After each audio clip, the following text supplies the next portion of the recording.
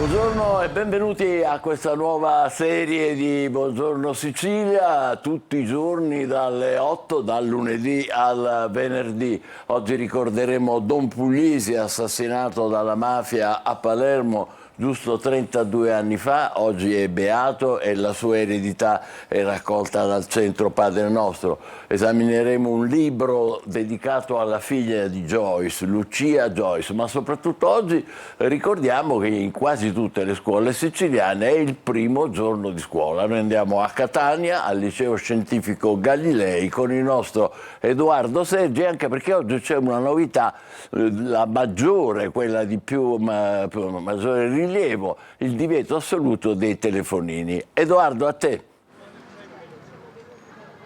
Buongiorno Michele, ancora non è suonata la prima campanella di questo primo anno scolastico, ma già i ragazzi sono pronti ad entrare. Tanti ragazzi minorenni, sappiamo noi, il liceo può essere con un ampio range di età e ci sono tanti genitori. Vorremmo parlare anche con i genitori perché sappiamo che ci sono tanti aumenti anche sul costo dei libri scolastici e non solo, ma a breve sentiremo anche il vicepreside del Galileo Galilei, che è il professore Ferlito, che ci spiegherà proprio quelle che sono le novità che hai anticipato tu. Allora, se sei d'accordo, io farei qualche intervista ai genitori per capire appunto questi libri, questi tablet, quanto aumentano di costo ogni anno. Allora ci andiamo, grazie all'aiuto del nostro operatore Gaetano Iudica.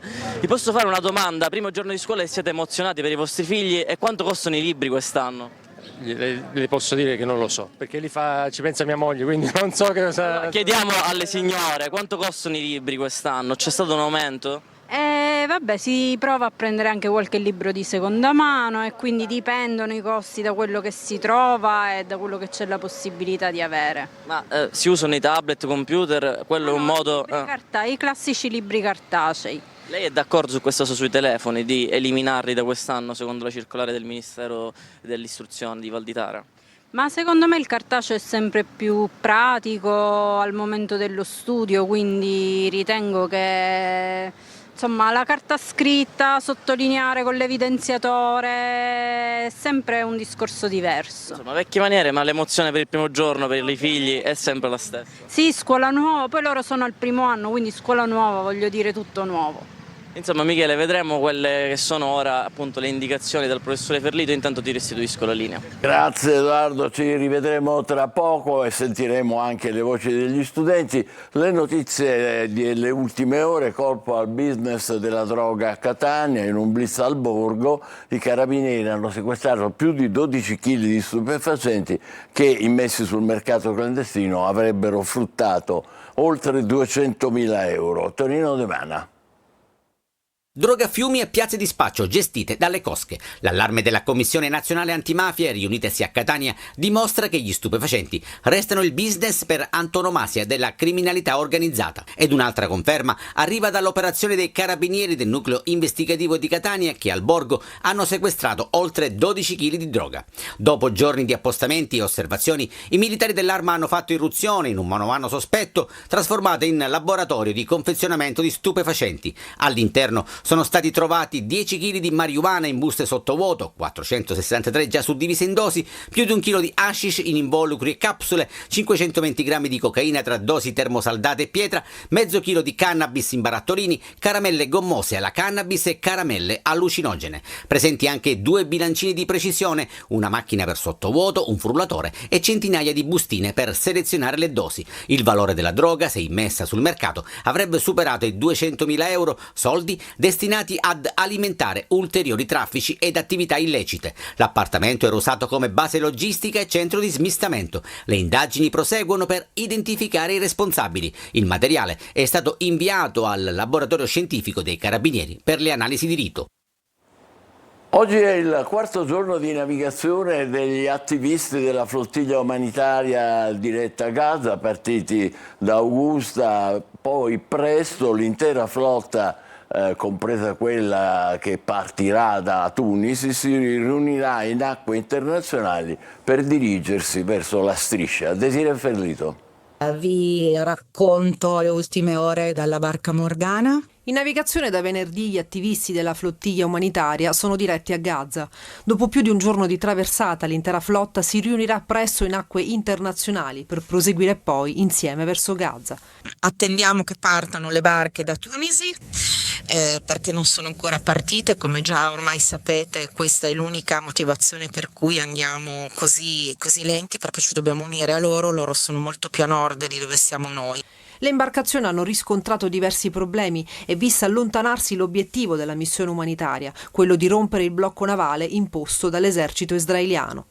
Secondo alcune fonti, 5 imbarcazioni tunisine sarebbero bloccate dal governo locale. La famiglia Madeira, la nave più grande della flottiglia su cui viaggia anche Greta Thunberg, è stata attaccata con un drone lo scorso 9 settembre. Stessa sorte per l'Alma, colpita il giorno successivo. Intanto il convoglio siciliano attende di potersi congiungere in mare con le navi ferme in Tunisia. Non vediamo l'ora di riprendere il largo per poter portare gli aiuti che abbiamo a bordo e per poter portare le nostre voci, che sono anche le vostre. Ci vorranno almeno 10 giorni per raggiungere le coste di Gaza, ha detto il deputato del PD Arturo Scotto, tra gli attivisti a bordo della Karma. La cosa più complessa alla fine era proprio mettere le barche in mare. Calcio, vittoria pesante per il Palermo che ieri pomeriggio ha battuto fuori casa il Sud Tirol per 2-0, decisiva una doppietta del finlandese Poyampalo, gol segnati al secondo e poi al 79esimo. Palermo con questi 3 punti raggiunge Cesena, Modena e Frosinone in vetta alla classifica. Tonino De Mana.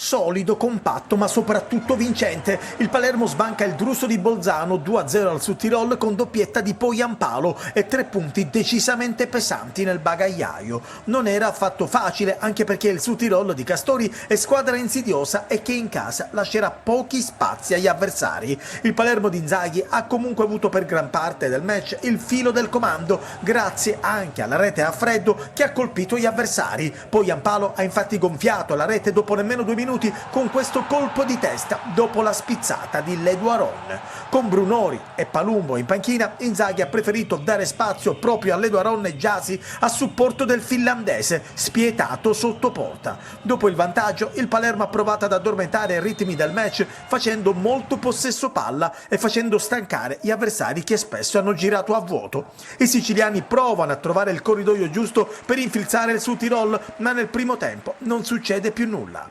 Ripresa al 10°, Odogu s'accartoccia sulla palla a 2 passi da Joronen, sprecando una buona opportunità. Poi Leduaron è egoista e anziché servire al centro i compagni preferisce tirare. I cambi danno maggiore frizzantezza al Palermo che a 10 minuti dal 90° raddoppia. Palumbo scappa via, imprendibile, poi palla deliziosa per Poyampalo che controlla e piazza all'angolino e 2-0 e 3 punti in naftalina. Il Palermo vince e torna primo assieme a Frosinone, Modena e Cesena. È una grande vittoria, veramente. Avevo chiesto alla squadra di venire a fare una battaglia, abbiamo fatto veramente una grande gara di battaglia, di sofferenza, ma ribattendo colpo su colpo. E poi è chiaro che speravo che facendo battaglia poi il nostro talento potesse portarci a vincerla. Siamo contenti, qua insomma il Sud Tirol nel 2025 mai perso. Venerdì sera Palermo al Barbera contro il Bari. Ancora calcio, il Catania perde nettamente a Cosenza, finisce 4-1 per i calabresi, rossazzurri irriconoscibili. Marco Carli. Prima sconfitta stagionale, primi gol subiti per il Catania. Una battuta d'arresto netta e meritata per una squadra che ha fatto pochissimo rispetto alle prime 3 di campionato e ha avuto un sussulto al momento dell'ingresso di Lunetta, in gol per il provvisorio 2-1. Siamo stati molli, dice Toscano, che complice un piccolo problema per Aloi nella seduta di rifinitura di ieri, decide di non rischiare l'ex Ternana dall'inizio. Jimenez va a centrocampo, mentre alle spalle di Forte con Ciccerelli viene schierato da Ausilio. Il Cosenza prende presto campo sfruttando la buona verve di Langella che va al tiro dalla lunga distanza, palla alta di poco. La squadra di Boucher resta padrona e va in vantaggio. Tripla conclusione, la prima allontanata dalla difesa, la seconda di Ricciardi che si stampa sul palo e poi la ribattuta decisiva con il tocco di Di Gennaro per spedire fuori il pallone, ma la sfera, dice il video supporta, aveva già varcato la linea, 1-0 per il Cosenza. Nella ripresa i calabresi mantengono il controllo del gioco e trovano il secondo gol con Florenzi, che da fuori sorprende Dini, molto indeciso nell'intervento, una topica la prima dopo alcuni salvataggi decisivi nelle partite scorse. È una sofferenza continua, il Catania non riesce a uscire dalla sua metà campo e Dini deve salvare su Mazzocchi che ha gioco troppo facile con Martic. Toscano prova ancora a cambiare l'inerzia della partita con Di Tacchio e Lunetta, il numero 23 va subito in gol, viene servito da Casasola e batte Vettorelle con un tocco sotto. Nel momento migliore gli etnei però si fanno sorprendere da una ripartenza calabrese nata da un calcio d'angolo a favore. Cowan scappa da solo, supera Dini con un rimpallo e spinge in rete da pochi passi, 3-1. I rossazzurri non si danno per vinti e ci provano con Forte che colpisce la traversa. Nel recupero però arriva anche il gol del 4-1 realizzato da Langella, fra i migliori. I rossazzurri invece colpiscono un altro legno con Di Tacchio. Il suo ritorno è uno dei pochi sorrisi insieme alla consueta verve di Lunetta e a qualche sprazzo di stop anche gli subentrato. Per gli altri un bagno d'umiltà. In Serie C non si può mai abbassare la guardia. Primo sguardo ai quotidiani, cominciamo con quelli siciliani e immagino con il calcio, con la nostra Emanuela Corsi. Sì Michele, buongiorno, e allora vediamo appunto come titola oggi la Sicilia, la parte sportiva, questa sconfitta della Catania. Leggiamo che disastro, e appunto il Catania crolla a Cosenza perdendo l'imbattibilità, il 4-1 frutto di errori di gruppo. Sabato il riscatto col Sorrento, si chiede appunto la Sicilia, ma poi vediamo a fianco invece la vittoria della Palermo in Serie B. Che colpaccio è il titolo di oggi, poi Ampalo firma una doppietta a Bolzano, il Palermo batte il Südtirol e vola in vetta alla classifica. Queste le due partite più importanti di ieri per quanto riguarda i campionati di Serie B e Serie C, ma vediamo sempre su questa pagina c'è anche la Serie A, volano Napoli e Juve, il Milan c'è. Per quanto riguarda il volley ai mondiali, partenza super degli azzurri di De Giorgi, e poi anche la MotoGP, Marc Marquez trionfa pure a Misano, titolo vicino, e vediamo la fotonotizia che troveremo su tutti i quotidiani nazionali di oggi, dedicata a Jacobs e Tamberi, il loro flop ai mondiali di atletica a Tokyo.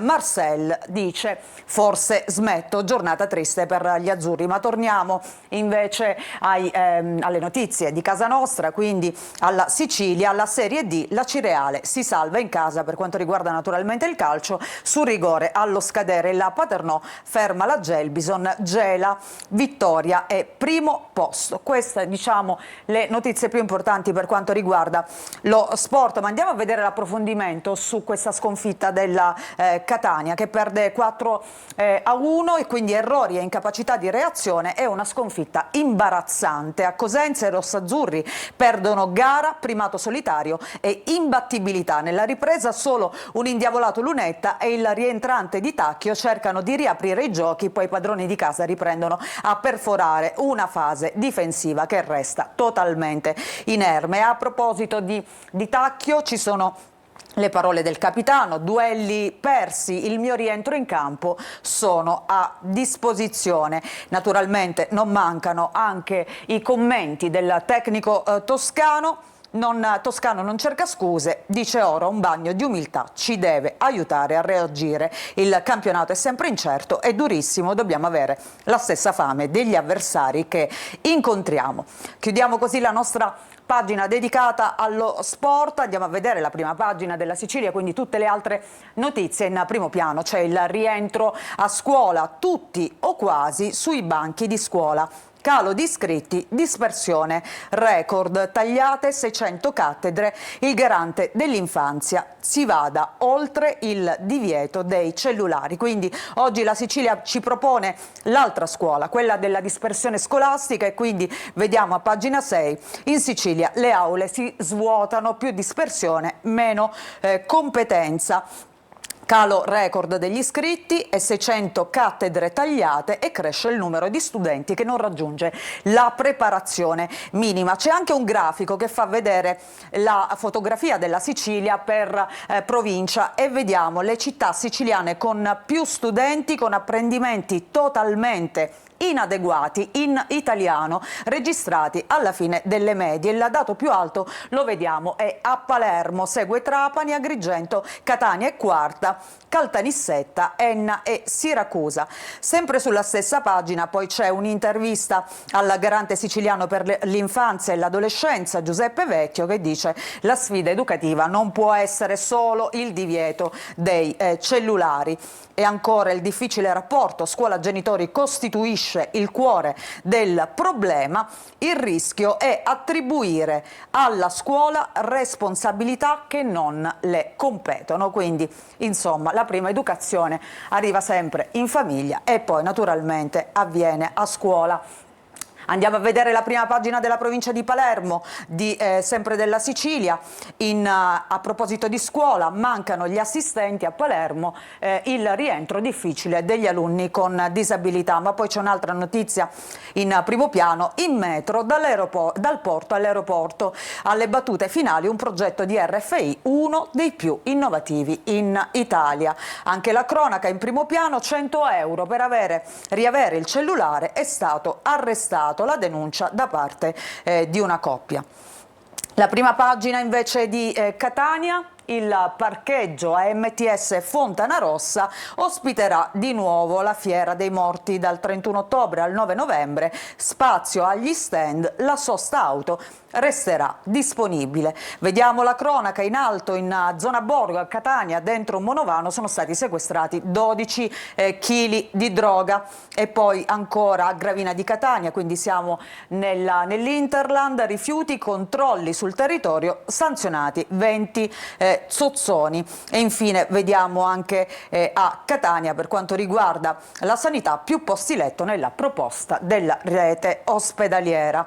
Infine vediamo sempre dalla Sicilia la pagina di Messina: De Luca punta su Giardini Naxos per creare un sistema omogeneo. Il sindaco di Taormina annuncia un incontro per il 27 in piazza Municipio in vista delle elezioni. E poi vediamo questa fotografia che arriva appunto da Giardini Naxos, quel tappeto di indumenti usati davanti al parcheggio San Giovanni. Il comune annuncia la bonifica dell'area che vediamo appunto ricolma di indumenti, di abiti.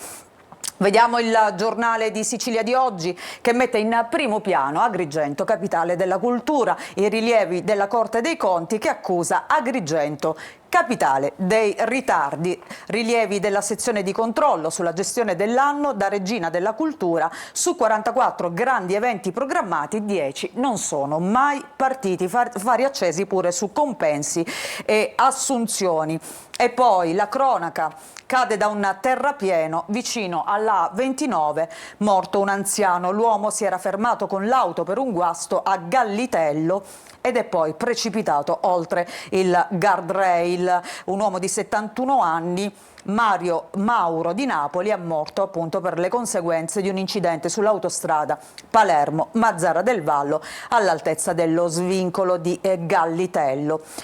Sempre su questa parte della prima pagina del Giornale di Sicilia leggiamo le parole dell'arcivescovo di Palermo Lorefice, Don Puglisi, profeta non violento. Oggi ricorre l'anniversario della morte appunto di Don Pino Puglisi, ucciso dalla mafia. L'omelia per il martire in cattedrale: la mafia cerca nuove connivenze. Queste le parole appunto dell'arcivescovo del capoluogo siciliano. E poi lo sport: vediamo Poyampalo che esulta, 2 lampi di Poyampalo affondano il Sud Tirol per quanto riguarda la Serie B e la vittoria della Palermo. Vediamo anche la prima pagina della Gazzetta del Sud: la sanità in primo piano, la mappa dei posti letto negli ospedali messinesi. Cosa prevede nel dettaglio la rete sanitaria approvata venerdì scorso dalla giunta regionale? Migliora il quadro al Policlinico, paga l'ospedale Papardo, il Piemonte Neurolesi attende i 91 milioni. Questa è la situazione della rete ospedaliera a Messina: modifiche in alcuni casi sostanziali rispetto alla famosa bozza che era stata presentata a luglio. Poi vediamo in Sicilia elementari e medie: oggi appunto si ritorna a scuola. E poi vediamo le due fotonotizie, la Serie D, il Messina adesso è a -10, ricordiamo che il campionato del Messina è partito con una pesante penalizzazione, una retrocessione in Serie D e poi una penalizzazione. Il Messina c'è e vince, rimonta a San Cataldo, primo successo dei giallorossi, ribaltati i padroni di casa con Azzara che ha segnato 2 gol e Touré. E poi vediamo anche qui la notizia con Agrigento, capitale della cultura, che è la capitale dei flop, scrive oggi la Gazzetta. La Corte dei Conti ha formalizzato 11 rilievi, 10 progetti appunto non sono mai stati realizzati. Allora andiamo a vedere anche l'approfondimento. Cultura, Agrigento, capitale per la Corte dei Conti è un flop. La sezione di controllo chiude l'indagine su spese e risultati, almeno 10 progetti su 44 non sono mai stati fatti. Forti dubbi che si raggiunga l'obiettivo di sviluppo del territorio. E qui vediamo appunto lo slogan Agrigento 2025, lasciati abbracciare dalla cultura. Ancora vediamo altre notizie, intanto dicevamo l'apertura dedicata alla rete ospedaliera di Messina, il borsino dei posti letto. Nel piano approvato venerdì dal governo Schifani il Policlinico guadagna rispetto alla bozza di luglio. Il Papardo salva il CCPM di Taormina, cioè il centro di cardiochirurgia pediatrica di cui abbiamo parlato a lungo anche nei nostri telegiornali. Il Piemonte Neurolesi legato a questo finanziamento da 91 milioni. L'azienda universitaria nella bozza di luglio lamentava un saldo negativo, ora però è stato ribaltato. Il Papardo è l'unico che perde posti letto. Bene, grazie Manuela Corsi. Adesso noi andiamo un'occhiata al traffico del lunedì in diretta. La regia mi dirà volta a volta che cosa vediamo per evitare equivoci. Qui dove siamo? Dove siamo? Siamo via Vincenzo Giuffrida, vedete fiumi di macchine che si avviano verso il centro della città, al contrario pochi che sono in direzione opposta. Andiamo ancora da qualche altra parte. Tondo Giovenni, eccolo qua, si vede bene il traffico nella corsia di destra, non si vede nulla perché come vedete gli alberi sulla sinistra coprono un po' tutto, ma il traffico è estremamente scorrevole.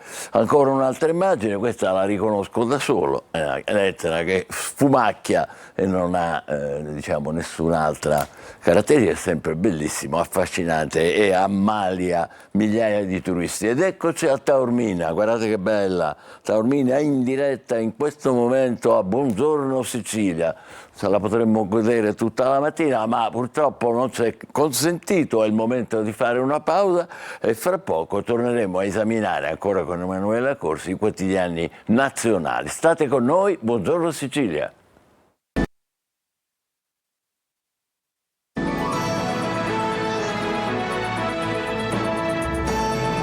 Bentornati alla Buongiorno Sicilia, da oggi fino a venerdì, tutte le mattine dalle 8 alle 9:30. Un'occhiata ai quotidiani nazionali con Emanuela Corsi. A te Emanuela. Sì Michele, in primo piano anche oggi sui quotidiani ci sono le tensioni internazionali scaturite, causate dalle due guerre in Medio Oriente e in Ucraina. Andiamo a vedere il Corriere della Sera, leggiamo Kiev attacca, raid e sabotaggi, offensiva in territorio russo da parte degli ucraini, colpite la raffineria di Karysh e le ferrovie. Zelensky, sono le sanzioni più efficaci. Un drone di Mosca intanto sconfina in Romania. L'Unione Europea minaccia alla sicurezza. Dopo la Polonia, adesso anche la Romania. Restiamo nel taglio centrale per vedere questa fotonotizia dedicata al Papa e ai suoi 70 anni, la festa appunto per il compleanno di Leone XIV. Il Papa, la prima intervista: democrazie non perfette perfette, ha detto Leone, che poi cita Musk, troppa disuguaglianza. Vediamo anche le altre notizie. Nel taglio alto si continua a parlare del caso della morte di Charlie Kirk, l'attivista di destra americano. Meloni accusa ancora la sinistra, un caso che non è rimasto soltanto nei confini americani ma che ha suscitato diverse reazioni in tutto il mondo, lo scontro tra destre e sinistre appunto. Meloni accusa ancora la sinistra e Schlein rilancia la sfida, vi batteremo. E poi a proposito dell'omicidio appunto di Charlie Kirk, ricordiamo che c'è un presunto assassino, il killer scherzò in chat, è stato il mio sosia. Dopo aver ucciso appunto l'attivista di destra, il 22enne Tyler Robinson, che appunto è stato arrestato, ha scherzato in chat con gli amici dicendo che il killer gli somigliava, camminava come lui, aveva lo stesso tipo di fucile, ma era solo un sosia. Uno che voleva metterlo nei guai, avrebbe detto. In realtà gli amici lo avevano riconosciuto e scoperto subito. Manca ancora un movente per questo assassinio. E poi torniamo invece in Italia per un caso, l'ennesimo caso di abusi su una ragazzina a Sulmona. Gli abusi, i video, una dodicenne ricattata per mesi da due ragazzi che avrebbero abusato per 2 anni e che oggi lei ha compiuto 12 anni, quindi queste violenze sono partite quando ne aveva soltanto 10, e avrebbero pure filmato le violenze per ricattarla e costringerla al silenzio, salvo poi rilanciare i video nella chat degli amici di Sulmona. Giovani, anche i 2 aguzzini che adesso sono in cella, ora uno ha 18 anni, l'altro ne ha 14. È finito l'incubo, ha detto la vittima. Vediamo la Repubblica di oggi. Se prima parlavamo della guerra in Ucraina, invece in primo piano troviamo la guerra in Medio Oriente. Israele è pronto ad invadere Gaza City, i tank assediano Gaza, e questo è il titolo di apertura. Israele schiera centinaia di carri armati appunto per invadere Gaza City. Già fuggiti 300.000 abitanti. Il segretario di Stato statunitense Rubio, che ricordiamo è in visita a Israele, con Netanyahu al muro del pianto. Spagna, scontri alla Vuelta. Subito sotto vediamo Leone XIV, troppi divari di reddito, guardate Musk, così siamo nei guai. E poi l'Ucraina reagisce ai droni di Putin, colpita raffineria e treni distrutti per quanto riguarda appunto il conflitto in Ucraina, come abbiamo visto prima. Lo scontro tra Meloni e Schlein che sfida la Premier, noi uniti vi batteremo. E poi vediamo la fotonotizia dedicata appunto a questa caduta di 2 campioni dell'atletica, Jacobs e Tamberi, eliminati a Tokyo, la gloria e la caduta. Il resto del Carlino sceglie lo stesso titolo di apertura che abbiamo visto su Repubblica, cioè i tank assediano Gaza City. In Europa l'escalation russa, i 2 conflitti sempre più pericolosi. Medio Oriente, i leader di Hamas tentano la fuga, Kaja Kallas dice da Mosca violazioni inaccettabili. L'ambasciatore Stefanini, Putin non ci invaderà. Il Papa in primo piano in questa foto, che compie 70 anni, troppi i ricchi alla Musk, tra le parole appunto che ha pronunciato il pontefice, ma vediamo anche le altre notizie, una che arriva da Bologna, dove da tempo si cerca di combattere questo continuo dilagare di affitti brevi e mancanza di affitti a lungo termine, cioè di abitazioni da poter prendere in affitto. Parla Laudani, l'assessore, dice ecco come li limiteremo. Vediamo anche nel taglio basso 2 notizie di cronaca. Il papà di Sara J., la bimba che fu uccisa 9 anni fa a Bologna, dice non perdono il killer. E poi a Milano si getta dal 4º piano e precipita su una donna. Lei muore, lui invece si salva. Un 83enne voleva suicidarsi, l'uomo, la vittima, invece questa donna che purtroppo per sfortuna si trovava in quel posto, aveva 83 anni. Vediamo La Stampa. Le ultime ore di Gaza e l'apertura, centinaia di tank israeliani al confine, vertice di Netanyahu sugli ostaggi, abbraccio con Rubio al muro del pianto, e poi la tensione che sale tra l'Unione Europea e la Russia dopo i droni russi che sorvolavano appunto la Romania, e Kiev colpisce una raffineria a 1500 chilometri dal fronte. Vediamo le fotonotizie. Toro Capitale, impresa Granata. A Roma un super Simeone, questo per quanto riguarda la Serie A. Flop mondiale invece la delusione azzurra a Tokyo, Jacobs e Tamberi, KO. Il Messaggero, vediamo in primo piano Giorgetti che parla della manovra finanziaria, dice: dalla manovra ci sarà un sollievo fiscale, taglio IRPEF e rottamazione sono l'obiettivo. E poi nel taglio centrale vediamo Mattarella riaprire il dialogo dopo insomma questi botta e risposta abbastanza accesi tra le destre e le sinistre, appello del Colle dopo le polemiche tra i partiti sull'uccisione di Kirk. Il crinale è pericoloso, da Quirinale e Meloni auguri poi per i 70 anni del Papa, che dice: la democrazia non risolve tutto. Anche qui troviamo questa notizia di cronaca di questo stupro che arriva da Sulmona, stuprata e filmata, quei ricatti in chat dai 10 ai 12 anni. La bambina rivela l'orrore ai genitori e denuncia un 14enne e un 18enne.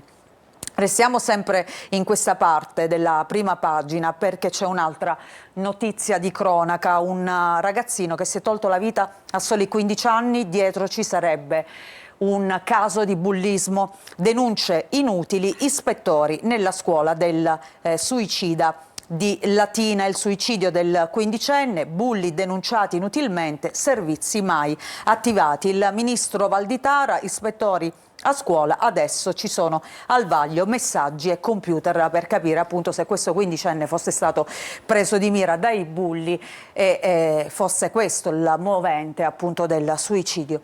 Vediamo il Giornale di oggi con Meloni che smaschera la sinistra intollerante, le idee nel mirino, messaggio a Vox, l'omicidio Kirk rivela da dove viene davvero la violenza politica. Queste le parole appunto di Meloni alla Kermesse Europa Viva 25 organizzata a Madrid dal partito spagnolo Vox. E poi l'ISEE, la crociata del ministro Salvini per riformare l'ISEE escludendo la prima casa, famiglie danneggiate, dice appunto il vice premier. Vediamo il Sole 24 Ore. Che mette in primo piano la giustizia italiana. A quanto pare le cause di lavoro sono quelle al top, quelle che intasano i tribunali. Cause di lavoro, il pubblico impiego al top delle liti. Ricorsi quadruplicati tra il 2019 e il 2024 nella pubblica amministrazione. Pesa il contenzioso dei precari nella scuola. Nel privato più controversie invece per quanto riguarda i licenziamenti. Questa è un po' la fotografia con anche i numeri di quelle che sono le principali materie di contenzioso di lavoro e previdenza nei tribunali, naturalmente riferendosi ai procedimenti del 2024. E poi il ritorno a scuola, una scuola su 2 ancora senza agibilità. Il rapporto di Legambiente conferma i ritardi, indietro in particolare ci sono il sud e le isole. Ancora vediamo il carovita che gonfia l'IRPEF, ma calano le ritenute 2025. Il taglio del cuneo fiscale riduce di 1,6 miliardi le trattenute su stipendi e pensioni. Lasciamo il Sole 24 Ore, vediamo anche la prima pagina del Fatto Quotidiano e ci sono le parole di Conte. Col PD non alleati ma al lavoro per mandare a casa Meloni e compagni. Queste le parole del leader del Movimento 5 Stelle che parla alla festa del Fatto Quotidiano. Schlein non in competizione ma uniti, ovviamente prove di alleanze per quanto riguarda le opposizioni. E ancora vediamo Libero con la manovra finanziaria in primo piano, arriva il nuovo fisco, Giorgetti racconta la prossima legge di bilancio in cantiere, interventi sull'IRPEF e aiuti alle famiglie. E anche qui vediamo Salvini che ha come obiettivo quello di cambiare l'ISEE, e poi attacca i bonus perché dice vanno sempre agli stessi, diciamo ci vogliono più misure strutturali e non queste una tantum legate ai bonus.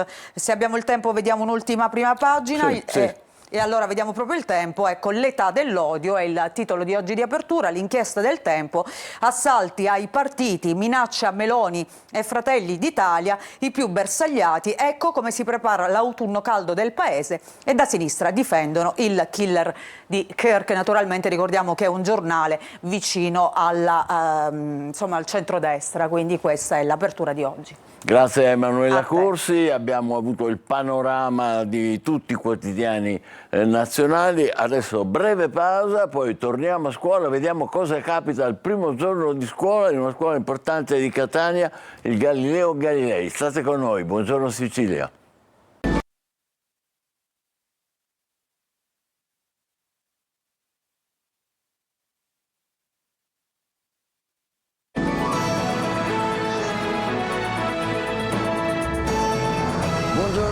Sicilia, primo giorno di scuola in gran parte degli istituti siciliani, alcuni hanno aperto già nei giorni scorsi. Andiamo subito in diretta con il nostro Edoardo Sergi a Catania, al liceo scientifico Galileo Galilei. A te Edoardo.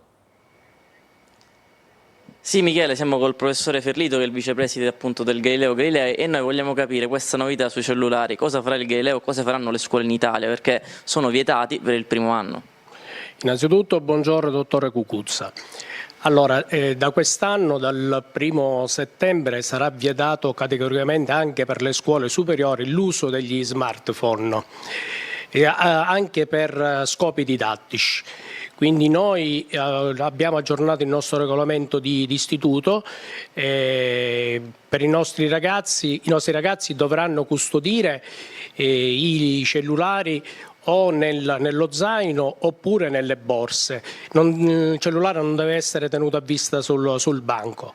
Nel caso in cui vengono trovati in possesso del cellulare durante l'orario scolastico, saranno sanzionati con una nota disciplinare, e in caso di reiterazione alla nota disciplinare seguirà anche un provvedimento di sospensione dall'attività didattica.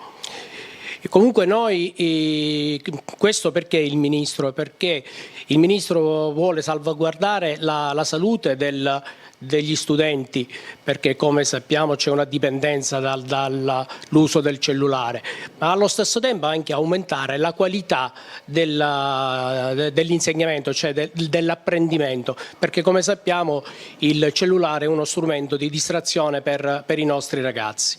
Comunque noi confidiamo molto nella collaborazione delle famiglie dei nostri studenti. Allora, Michele, ti racconto che noi oggi i ragazzi non li possiamo sentire perché è iniziato il biennio, quindi sono tutti minorenni. Le prime classi soltanto. Oggi soltanto le prime classi, esatto. Abbiamo accolto le prime classi. Quindi non li possiamo sentire in quanto minorenni. È chiaro che è bello, sì, il telefono viene posato, però sappiamo tutti, no, che potrebbe anche esserci un secondo telefono, quindi anche durante la ricreazione non si può usare. Sì. Lei conferma questo? È stato chiarissimo, durante l'orario scolastico, quindi anche durante la ricreazione. Ma per gli insegnanti è la stessa cosa? Cioè anche voi dovete tenere il telefono spento oppure cambia in base anche all'uso didattico? Perché sappiamo che ci sono molti professori, ad esempio, che durante l'orario scolastico lo utilizzano, ricevono chiamate. Allora l'orario scolastico i docenti lo utilizzano soltanto durante la ricreazione, sicuramente non durante lo sviluppo, cioè durante la lezione scolastica. Ora parliamo anche dell'esame di maturità, perché sappiamo che quest'anno cambia qualcosa, sarà multidisciplinare e soprattutto non si potrà più rifiutare l'orale, perché abbiamo assistito l'anno scorso a tantissimi casi di studenti che hanno raggiunto il voto per essere promossi e per protesta non hanno voluto sostenere l'orale. Cosa cambia quest'anno, anche se ancora sappiamo che è in divenire questo cambiamento? Allora, le novità sostanziali dell'esame di Stato sarà un ritorno alla vecchia denominazione, non si chiamerà più esame di Stato ma si chiamerà esame di maturità. Questa è una delle prime novità. La seconda novità è quella della riduzione della commissione, si passa da 7 membri a 5 membri, 2 interni, 2 esterni e il presidente. L'altra novità è che l'orale sarà obbligatorio. Inoltre i ragazzi avranno l'esito delle prove scritte dopo il colloquio orale, quindi il colloquio orale diventa obbligatorio.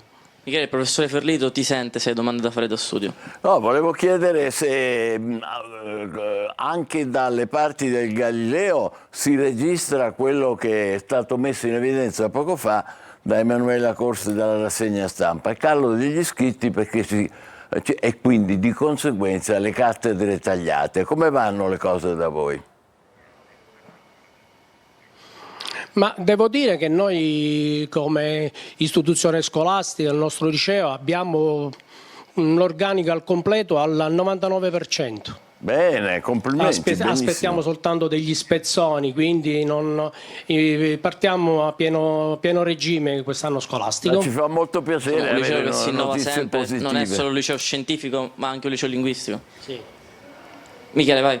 No, prosegui pure. Ci fa piacere avere notizie positive, quindi, dopo che abbiamo appena letto sui quotidiani che invece c'è un certo allarme su questo. Vai avanti.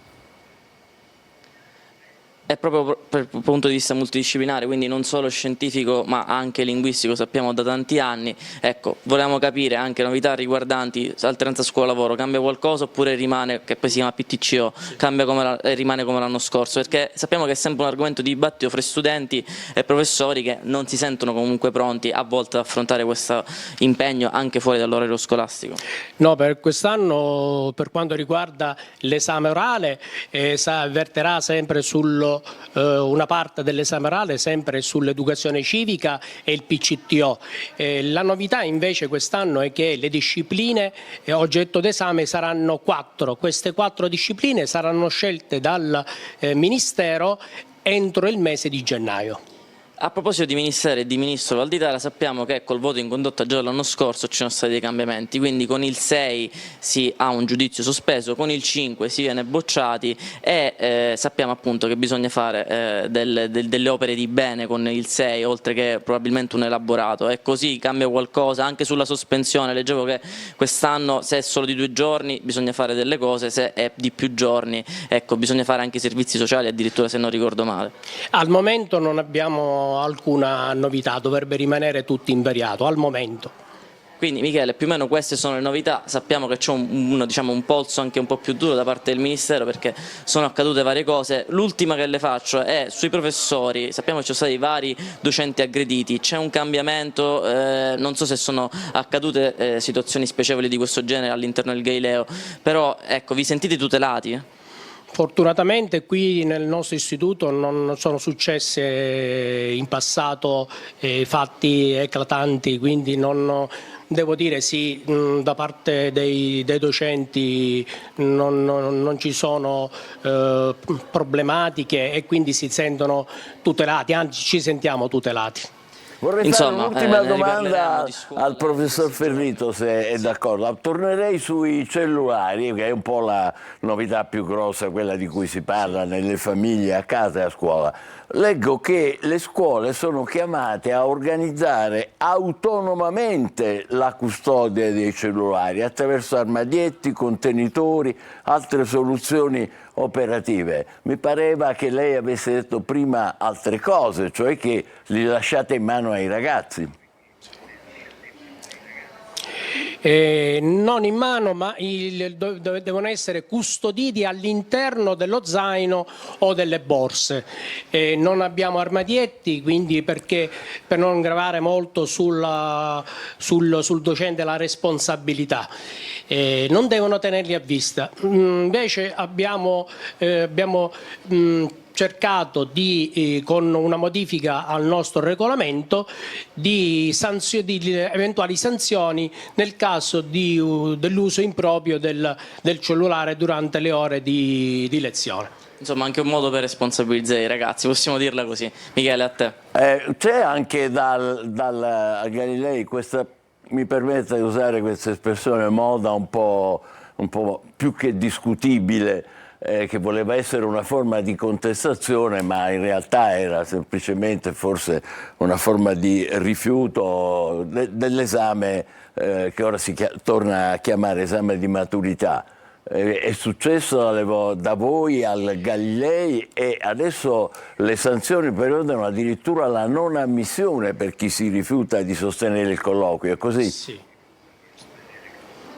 Sì, perché fino allo scorso anno si poteva anche rifiutare, uno studente poteva anche rifiutare di fare il colloquio orale perché sommando il credito scolastico e l'esito delle prove scritte sapeva già il risultato finale, quindi se era sufficiente per essere promosso poteva rifiutarsi di fare l'esame orale. Adesso infatti quest'anno, proprio per contrastare questo fenomeno, è obbligatorio l'esame orale, sarà obbligatorio l'esame orale. Che questo rifiuto è capitato, professore? Da voi è capitato? No, non è capitato, non è capitato, assolutamente. Non abbiamo avuto Speriamo casi che non di prenda rifiuto piede del definitivamente, assolutamente no, va bene. Grazie professore. Allora adesso vai avanti ancora tu. No, grazie a lei. Grazie. Insomma, per capire, parleremo anche di scuole fatiscenti, non è nei prossimi giorni, non è il caso ovviamente questo del Galileo, sappiamo che è una scuola anzi di primo ordine, ci sono novità sì. sotto questo punto di vista in questo anno oppure rimane così il Galileo con la struttura già ottima che ha a disposizione? No, devo dire proprio in quest'anno, anzi lo scorso anno scolastico, sono stati fatti dei lavori qui al Galileo Galilei, quindi diciamo che al momento il nostro istituto è sicuro, le nostre famiglie possono stare tranquille. Però ne riparleremo nei prossimi giorni perché sappiamo, Michele, che in provincia di Catania la situazione non è come quella che si vive in questo istituto, sappiamo che ci sono tante scuole che hanno dei problemi. Sì, la stragrande maggioranza, ne abbiamo parlato nei giorni scorsi al telegiornale, ma naturalmente ci fa piacere sentire che anche da questo punto di vista il Galilei faccia eccezione. Se non hai ancora altre informazioni da chiedere al professor Ferlito, ci possiamo anche fermare qui, augurare naturalmente buon lavoro e buon inizio di anno scolastico. Grazie, se mi permette volevo anch'io augurare un buon anno scolastico a tutti i nostri studenti, alle rispettive famiglie e perché no anche a noi docenti e a tutto il personale scolastico. Grazie, buona giornata. Buona giornata a lei. Grazie al nostro Edoardo Sergi, noi rientriamo in studio e adesso andiamo a vedere qual è il tempo di oggi. Magari siete per uscire e volete sapere che aria tira. Vediamo un po'.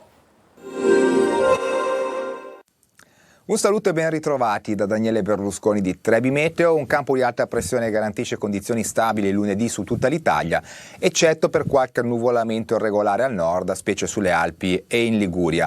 In Sicilia la presenza di questo campo di alta pressione sul Mediterraneo garantirà un lunedì ben soleggiato su tutta l'isola, pochissimi disturbi nuvolosi al più relegati ai settori tirrenici del Messinese. Ventilazione in prevalenza debole, mare poco mosso. Temperature stazionarie su valori ancora tipicamente tardo estivi con massimi intorno ai 30 gradi e la situazione rimarrà immutata anche nel proseguo della settimana e dunque la giornata di martedì sarà ancora caratterizzata dal sole su tutta l'isola, cieli sereni o più parzialmente nuvolosi per qualche addensamento al mattino sul litorale tirrenico, venti deboli, mare generalmente poco mosso e temperature che si mantengono stazionarie.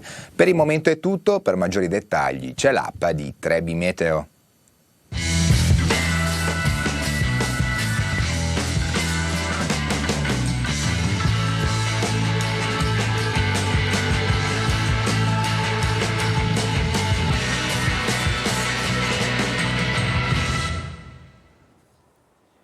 Buongiorno Sicilia, nostra prima ospite di questa edizione autunnale è una scrittrice, Ingrid Sciuto, che racconta nell'ombra di Lucia Joyce, Land Editore, la figura della figlia di un celeberrimo romanziere del Novecento, autore di Ulisse, Gente di Dublino, La Beglia dei Finnegan, insomma Joyce. Chi non conosce Joyce, che ha anche avuto un trascorso italiano, triestino, ha influenzato moltissimo la letteratura, il teatro, la poesia. Buongiorno e benvenuta Ingrid Sciuto. Buongiorno. Perché la figlia, l'ombra di Lucia? Perché la sua ombra? La figlia di Joyce?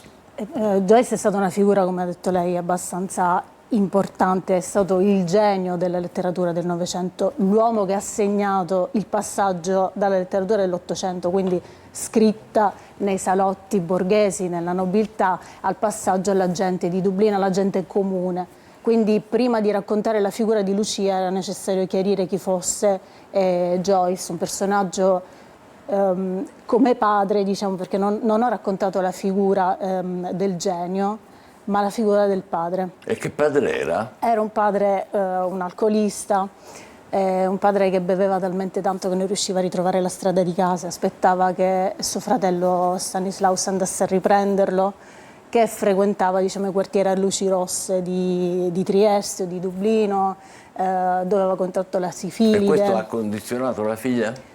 Questo è chiaro che, come tutte le famiglie che adesso definiamo disfunzionali, un secolo fa era chiaramente molto di più, forse, molto no? di più.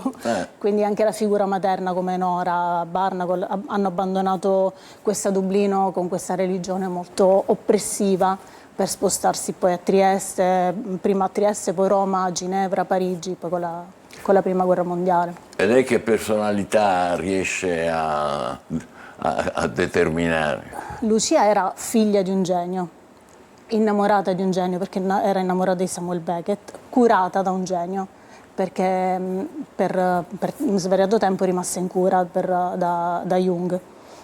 Quindi noi parliamo di questa... Faceva la psicanalisi con Jung.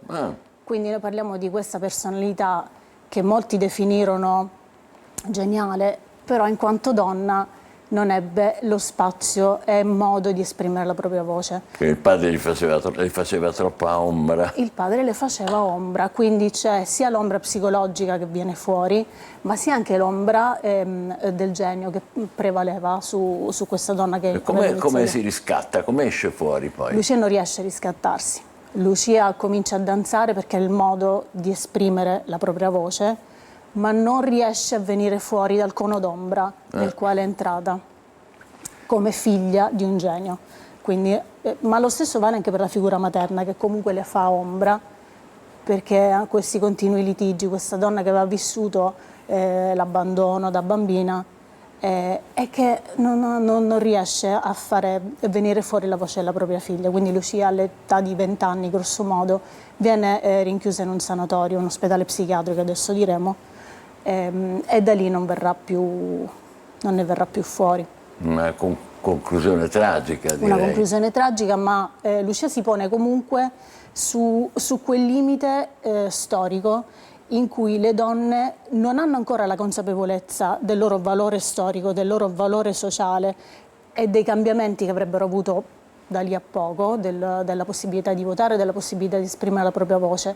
Lucia voleva questo successo, voleva quel proiettore puntato su di lei, ma non è riuscita a allontanarsi dalla figura paterna, troppo impegnativa, troppo condizionata. Sì. Naturalmente lei in questa esistenza così travagliata e difficile poi ricostruisce tutto un ambiente, abbiamo detto. Tutto l'ambiente storico, parliamo di un secolo di storia, quindi un secolo molto complicato.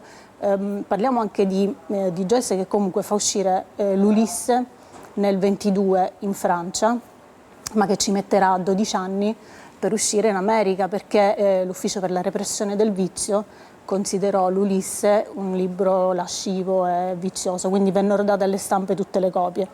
Quindi la figlia di un personaggio così importante rimane incastrata in questo... Anche lei assiste alle difficoltà enormi che ebbe per quanto riguarda gli Stati Uniti il padre. Esatto. Lei dice che questo romanzo è un invito a cosa? Un invito a dare voce a tutte le donne e a tutti gli uomini che hanno fatto la guerra e che sono rimasti incastrati in quella guerra, perché anche le donne hanno fatto la guerra, hanno vissuto i mariti deportati, i bambini morti di fame, hanno vissuto la tragedia di dover andare a trovare un lavoro magari distante chilometri da casa senza avere un supporto. Quando tutto questo diventava troppo pesante, queste donne venivano rinchiuse in un sanatorio.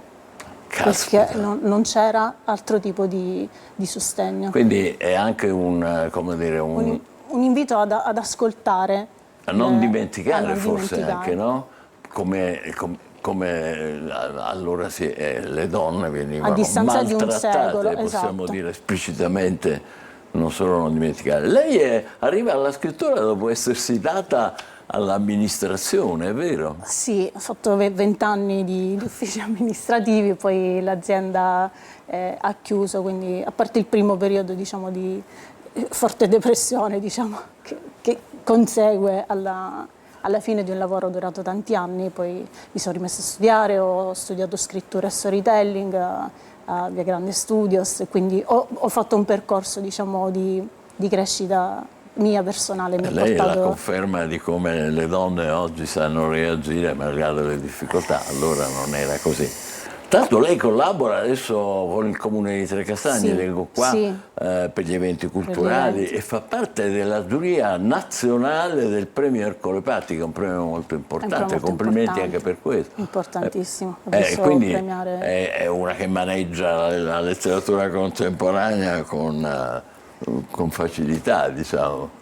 È una cosa a cui mi sono avvicinata, diciamo, di recente, perché prima leggevo soltanto chiusa nelle camere E e come poi mai venuto fuori. ha pensato per parlare di donne, ha pensato a... Tutto nasce dalla domanda: c'è differenza fra genialità e follia? Quanto siamo in grado adesso, a distanza di 100 anni, a stabilire un limite fra la genialità e la follia? E questa è la domanda, diciamo, che ha fatto nascere la ricerca su questo personaggio. È bella Quindi questa quanto domanda. fosse geniale questa donna, ma quanto fosse anche inascoltata, perché c'è anche la figura di Mileva Maric, di cui parlo molto e mi è piaciuta molto, la prima moglie di Einstein, che però ebbe anche lei un figlio rinchiuso nello stesso ospedale psichiatrico di Lucia Joyce. Caspita. Mileva Maric, parliamo della prima donna ammessa al Politecnico maschile di Zurigo, quindi una donna geniale. Ancora adesso noi parliamo, c'è un'università americana che sta studiando quanto fosse il suo apporto nel premio Nobel che poi vinse suo marito Einstein. Quindi... E si pensa pure che il suo apporto fosse più che relativo, perché lo studio sull'effetto fotoelettrico lo fece lei e non lui. Quindi anche lì, questa donna però che per aiutare il figlio si mise da parte, si fece liquidare il premio Nobel in denaro per mantenere il figlio, Edward Einstein. Ecco, l'eccentricità allora era considerata follia. Oggi come sono cambiate le cose? Ma sono cambiate veramente le cose? Sono cambiate. Sì, sono cambiate, ma quanto siamo in grado di stabilire questa differenza? Quanto una donna, per non farsi dire sei pazza, deve subire prima. Ancora oggi, e i fatti di cronaca ancora oggi ce lo ricordano, perché abbiamo dei fatti in cui una donna non può ancora esprimere la propria opinione, non può ancora sentirsi libera di fare una propria vita. C'è una cultura del possesso terribile, Esatto. Ne parliamo tutti i giorni purtroppo. Che progetti ha per il prossimo libro? Immagino stia già scrivendo, Lo sto no? già scrivendo, è sempre una figura molto importante di cui sempre non si parla molto, ma se fosse stato un uomo io sono certa che quest'uomo avrebbe avuto un grosso risalto, soprattutto in questo periodo storico. Quindi è una donna che mi sta molto a cuore. C'è questo personaggio all'interno del libro, sempre rinchiuso in un sanatorio, perché all'epoca chi aveva la propria idea non sempre poteva esprimerla, oppure se la esprimeva veniva rinchiuso. Nel sanatorio, cosa? In sanatorio. È Venivano curati incredibile. con le punture di acqua salata. Ma il personaggio che sta studiando non ce lo vuole dire chi è. Ovviamente È un no. segreto. Non si può dire. Va bene, le facciamo tanti complimenti, la ringraziamo. Grazie. Il libro si chiama L'ombra di Lucia Joyce, la figlia del grande Joyce che ci ha raccontato l'autrice Ingrid Sciuto. E la casa editrice è Land Editrice, e l'aspettiamo nel prossimo romanzo, svelerà chi è. È sempre una donna, ha detto. È sempre una donna, sì. Che ha sofferto anche lei. Ha sofferto, ma aveva le proprie idee e le ha portate avanti. Qualsiasi cosa potesse costarle l'ha portata avanti. Evviva! Complimenti, in bocca al lupo naturalmente anche per il prossimo lavoro. Facciamo una breve pausa, tra poco ricorderemo a Palermo Don Puglisi che è stato assassinato dalla mafia esattamente 32 anni fa come oggi. State con noi, buongiorno Sicilia.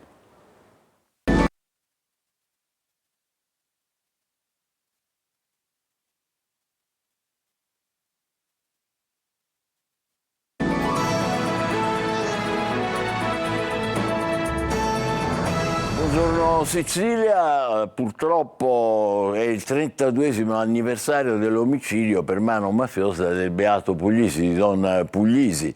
Veniva assassinato da un killer mafioso mandato dai fratelli Graviano, che sono all'ergastolo in questo momento, il 15 settembre del 1993 nel quartiere Brancaccio, dove lui svolgeva la sua opera rivolta soprattutto ai giovani. Ne vogliamo parlare con uno dei suoi eredi, Maurizio Artale, che è presidente del centro Padre Nostro.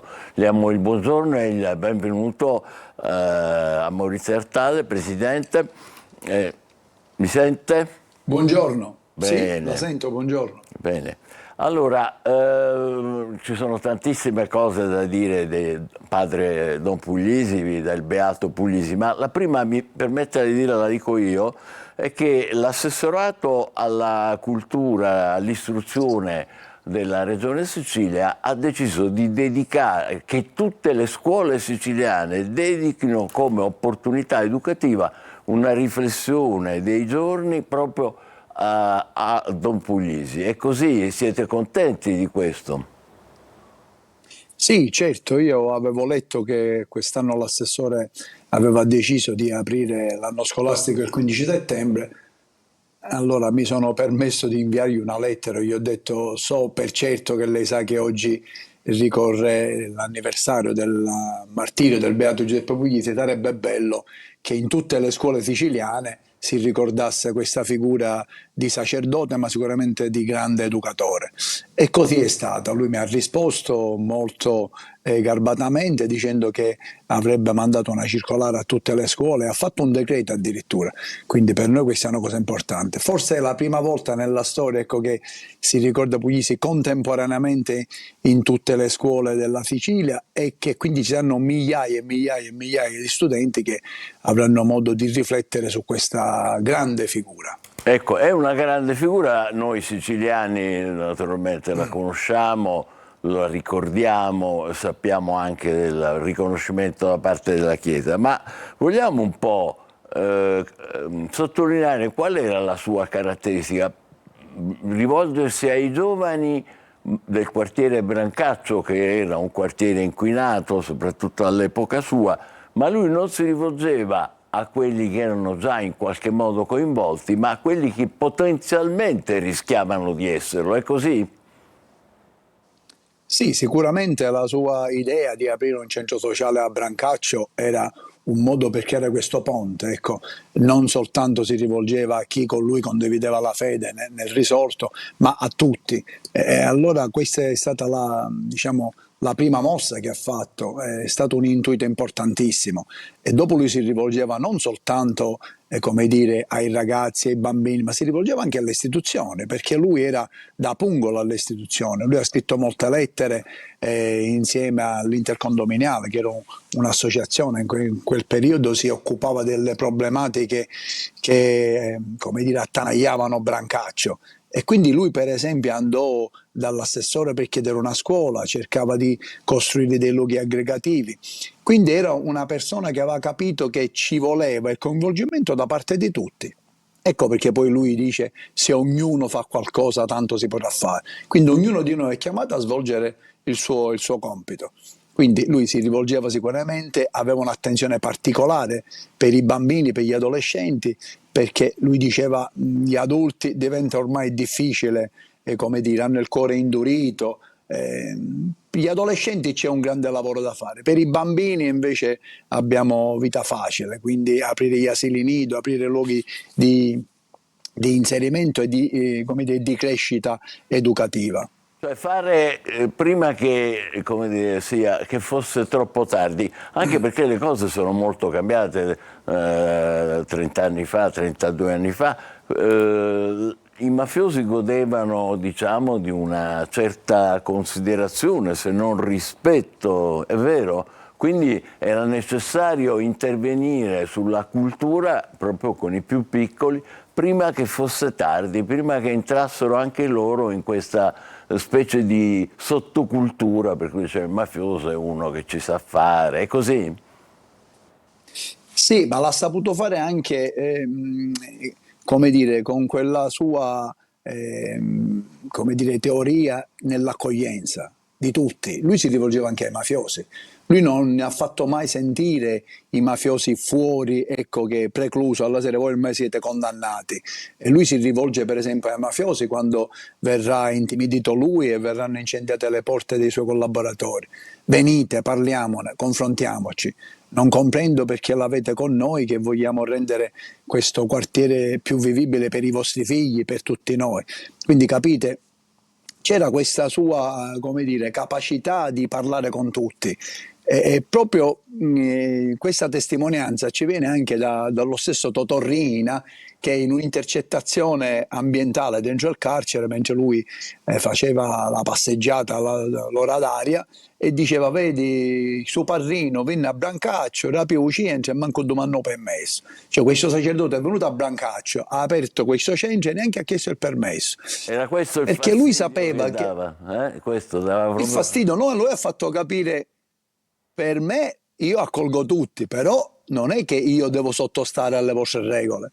Quindi marcava il territorio alla sera, marcava le posizioni, quindi io sono disponibile a accogliere chiunque, ma ognuno nel suo ruolo. Quindi se tu vuoi noi possiamo parlare, ma sappi che tu sei nella strada sbagliata, quindi io sono qua anche per te. Quindi non precludeva, diciamo, la possibilità a nessuno di questa salvezza. E poi lui si rivolgeva perché dava un'alternativa alle persone. Lui non stava in parrocchia aspettando le persone. Per esempio, scrivere quella lettera ai detenuti dove diceva la vigilia di Natale, dice: io lo so che voi per ora soffrite la mancanza dei vostri cari e la lontananza, sappiate che c'è il centro di accoglienza Padre Nostro quando uscirete dal carcere, e se volete vi veniamo a trovare. Quindi lanciare questo, come dire, questo ponte, questo collegamento. Quindi lui era la persona che dava un'alternativa. Non era uno che ha fatto mai lo sciopero della fame, ma è uno che si è ribellato, ha gridato contro le istituzioni, ma ha cercato la collaborazione con le istituzioni, perché lui sapeva che materialmente sono loro che devono fare le cose, però questo non l'ha fermato davanti al dare l'esempio. I suoi collaboratori parrocchiali, quando lui rilasciò un'intervista in televisione, quando raccontò questa Brancaccio che lui viveva, no? Vedeva, l'ha progettata, e gli ho detto: padre, ma tutte queste cose non le viste? Padre Puglisi, ma queste cose dove le hai viste? E lui diceva: per ora pensiamoci noi, affinché il nostro agire diventi protesta, quindi questa propositività. Ma non era una propositività senza speranza, e aveva la certezza della speranza che quelle cose si sarebbero realizzate, e possiamo dire che grazie al suo sacrificio, dopo 32 anni, chi viene a Brancaccio trova una Brancaccio diversa. Com'è cambiato Brancaccio? Com'è cambiato Brancaccio da 32 anni? A Brancaccio oggi ci sono molti centri che accolgono persone. C'è un centro aggregativo per giovani, un centro aggregativo per minori, un poliambulatorio, abbiamo un centro polivalente sportivo con piscina, campi da tennis, facciamo dopo scuola, facciamo i campi scuola per gli adulti, abbiamo un centro che accoglie mamme vittime di abuso e maltrattamento. Quindi sono tante le cose che Puglisi aveva sognato ma che non vedeva. Lui li vedeva perché era un profeta, ma gli altri non li vedevano. Ecco, il suo sacrificio è servito a realizzare tutte queste cose. Ora siamo in attesa della costruzione dell'asilo nido. Il comune di Palermo c'ha i soldi, c'è il terreno, è il progetto che ha regalato il Centro Padre Nostro insieme alla Fondazione Giovanni Paolo II e il quotidiano Avvenire. E dal 2018, quindi a dicembre dell'anno scorso, non hanno approvato le opere pubbliche triennali dove era inserito l'asilo nido. Ora stanno tentando febbrilmente di approvarlo in queste settimane. Ecco, quindi capite che anche fare del bene non è facile. Però questo non significa dire che le istituzioni non ci sono, che sono assenti, che non hanno fatto mai niente. Il suo perché se tutto quello che il centro ha realizzato e la sua bonomia sono esemplari, devo dire. Presidente Artale, come nasce? Me l'ha insegnato Puglisi questo. Come nasce il Centro Padre Nostro? L'avete inaugurato purtroppo soltanto, se non ricordo male, pochi mesi prima che il beato Puglisi fosse assassinato, è così? Sì, il 29 gennaio lui inaugura il centro e ci credeva tantissimo, aveva comprato questa catapecchia, ecco, che il valore commerciale forse all'epoca poteva essere 20 milioni e lui gli avevano chiesto prima 190 e poi gli hanno detto a padre abbiamo sbagliato, ci arrivano 290 milioni. E allora lui con quella semplicità e quella fiducia nella provvidenza ha detto guardi io non ne avevo 190 milioni, non ne avevo neanche 290, vuol dire che la provvidenza mi aiuterà a raccogliere questi fondi. Ed è stato bello poi vedere alla fine che dopo il suo martirio sono arrivate tante offerte al Centro Penoscia, abbiamo potuto estinguere quel mutuo con quella parola che lui aveva dato. E quindi è una cosa, da lì si capisce con la fiducia che questo uomo, che questo sacerdote aveva nei confronti di Dio, cioè lui mi ha mandato in questo territorio difficile, soffocato dalla mafia, ma se mi ha mandato qua, e lui diceva sempre se opera del Signore questa cosa andrà avanti. Ecco, fortunatamente oggi siamo qui a ricordare che la sua opera è andata avanti, ci dispiace, però questa terra purtroppo ce lo insegna che deve ogni tanto sacrificare qualcuno dei suoi uomini migliori. E dopo il colpo alla nuca che lo ha giustiziato, colpo mafioso, poi c'è il killer è stato condannato, ma sono stati condannati soprattutto i mandanti, i fratelli Graviano, che sono entrambi all'ergastolo, sono legati alla figura di Riina, alla figura di Bagarella. Poi la Chiesa lo ha promosso, lo ha elevato a beato. È avvenuto presto questo.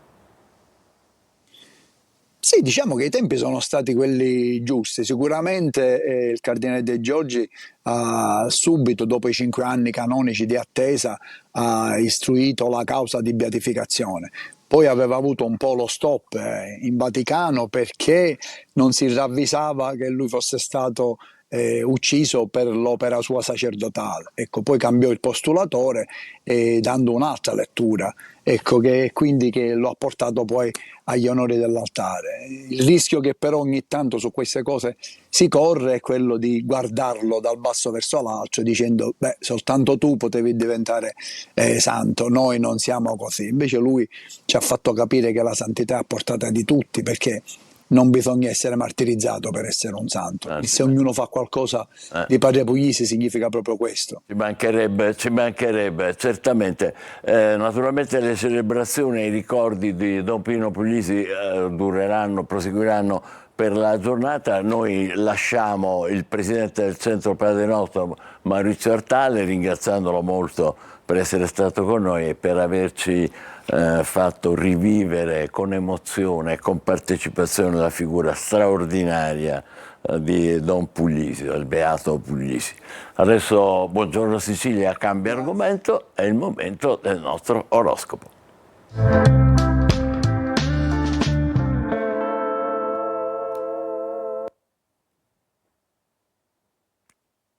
Marco Amato, ci sei? Buongiorno e ben ritrovati. Ciao, ecco, ritorna anche Marco Amato, inquadriamolo pure, non c'è problema, e lo vedo che sorseggia il suo caffè, tanto per nome. Ah, quest'anno novità, ci sono le bretelle quest'anno, alla grande. Beh sì, volevo una sinfonia d'azzurro per iniziare bene questa nuova edizione. Vai pure. Allora, oggi vi racconto di un cantante che mi piace moltissimo, che è Ed Sheeran, che tra l'altro è risultato essere il più ascoltato di sempre su Spotify. Oggi esce proprio il suo nuovo album, si chiama Play ed è il suo 8º album. Ebbene, questo cantante mi affascina molto perché le sue sonorità, pur essendo inglese, attingono molto dalla cultura dell'etnia proprio tipica della regione inglese, è molto Irish, è molto preso da queste note, da sonorità che raccontano tutto come una ballata, un po' come piace fare al segno zodiacale dell'Acquario, quello che riesce a scherzare proprio su tutto. Incarna benissimo questo personaggio un po' sui generis e particolare nel panorama della musica, che rompe assolutamente tutti i record di ascolto. L'Aquario, voglio ricordare a tutti, è il segno della genialità e dell'originalità. Ora caliamoci un po' nella zona oroscopo e sappiamo che oggi la Luna è in Cancro, potentissima, è la sua posizione più potente. Una Luna che rende col suo abbraccio tutto molto morbido, emotivo, dolce, con un senso di protezione. Cosa significa per i segni zodiacali? E beh, per Ariete è in quadratura, per cui deve un po' ridimensionare la maniera di comunicare, perché l'Ariete oggi è un po' emotivo, un po' insicuro e si sente molte responsabilità addosso. Toro, Luna amica per voi finalmente, e che vi fa godere tra l'altro, anche con gli appoggi di Giove e Venere, di tutta una serie di positività che hanno a che fare con l'amore, con le relazioni.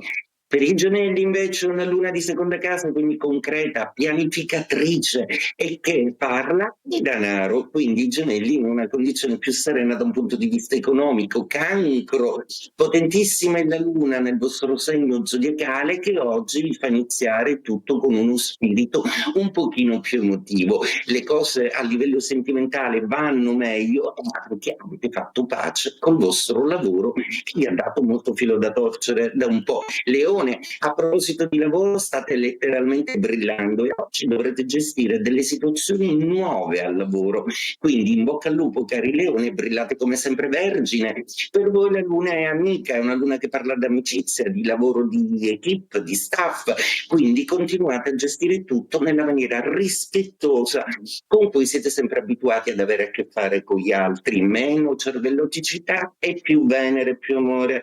Bilancia, segno di Venere appunto, ma che oggi ha la quadratura della Luna, una quadratura che non rende mai soddisfatto il perfezionismo della Bilancia, che proprio oggi inizia a barare delle nuove politiche lavorative. In bocca al lupo. Scorpione, una stupenda Luna di Trigono che vi riporta emozione, vi riporta gioia e vi riporta a risentimenti più forti che lo Scorpione passionale e intenso come sempre non rinuncia mai a provare. Sagittario, una Luna un po' troppo distante da voi, oggi siete un po' distratti, un po' lontani da questa Luna che forse esige una maggiore attenzione a livello sentimentale. Capricorno, Luna in opposizione per voi, quindi il rapporto io, gli altri, io, l'altro, quello che oggi va bene bilanciato, siate calmi. Acquario, il vostro cielo è un cielo che si ispira moltissimo con la Luna in Cancro, fantasie e sogni si mischiano, quindi cari Acquario sorprendete un po' tutti. Pesci, per voi le novità hanno a che fare con un bellissimo trigono che vi dà ragione un po' su tutto, un po' di nostalgia, ma sicuramente avete ottenuto le condizioni che volevate, quindi forza. I pesci vincono sempre con la forza della dolcezza. E detto questo, felice di avervi ritrovato, è bello poter dire ancora una volta buongiorno Sicilia. Buongiorno a te caro Marco, appuntamento a domani naturalmente per il prossimo oroscopo. Adesso subito Emanuela Corsi ritorna con un breve flash per altre notizie. Sì, una notizia di cronaca, Michele, il giallo della morte di Angelo Onorato. La procura ha archiviato questa morte come un suicidio. Oggi Repubblica intervista la moglie Francesca Donato, già europarlamentare della Lega, che dice: indagate ancora su mio marito, qualcuno lo ha strangolato. Francesca Donato, appunto la moglie di Angelo Onorato, trovato morto nel 2024, ha detto non è stato lui a stringersi quella fascetta al collo perché lui era stato trovato con queste fascette. E ancora la procura ha chiesto di archiviare l'inchiesta, ma io e i miei figli ci opponiamo, vogliamo la verità, ancora troppe cose non tornano. Per esempio il GPS ha rilevato lo sportello posteriore aperto e la dimostrazione che l'assassino è uscito dalla macchina. Queste le sue dichiarazioni molto forti, molto decise, importanti della moglie di Onorato, con le quali noi chiudiamo la prima puntata di questa serie di Buongiorno Sicilia. Appuntamento a domani con altri colleghi e altri conduttori alle 8 come sempre, e poi più tardi il nostro telegiornale alle 13:30. Grazie, buona giornata e Buongiorno Sicilia.